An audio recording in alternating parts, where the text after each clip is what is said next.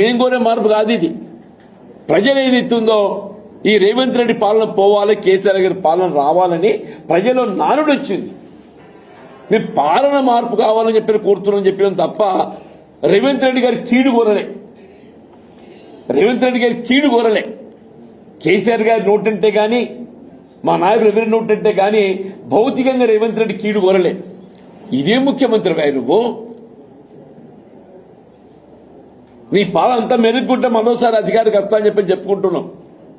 కేసీఆర్ గారి ఏదితో ఒక ఉద్యమం అయితే తెలంగాణ రాష్ట్రాన్ని సాధించిందయా. తెలంగాణ రాష్ట్రాన్ని ముఖ్యమంత్రి అయ్యే అవకాశం లభించిందంటే అది కేసీఆర్ గారి పుణ్యం అని చెప్పంటున్నాను నేను. అన్నాడు వారు ఉద్యమించకున్నట్టు తెలంగాణ రాష్ట్రం ఏర్పడేదా, నువ్వు ముఖ్యమంత్రి అయ్యేటోడివే. నువ్వు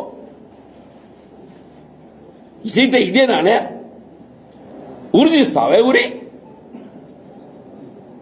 నిజంగా కూడా చెప్పంటున్నా, ఒక పాలక పక్షంగా ప్రభుత్వం ఏదైతుందో ప్రజాస్వామ్యయుక్తంగా ప్రతిపక్షాలు బలంగా ఉండాలని కోరుకోవాలి.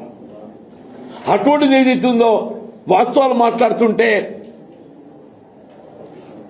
దాన్ని భిన్నంగా విమర్శనాత్మకంగా నువ్వు మేడిగడ్డ సందర్శించినవా. నేను కేసీఆర్ గారు ఏదైతుందో జగిత్యాల పర్యటన సందర్భంగా ప్రజా ఆశీర్వాద సభ అంత గొప్పగా జరుగుతుంటే నువ్వు జీర్ణించుకోలేక ఏదో నిద్ర లేచినట్టు నటించటం.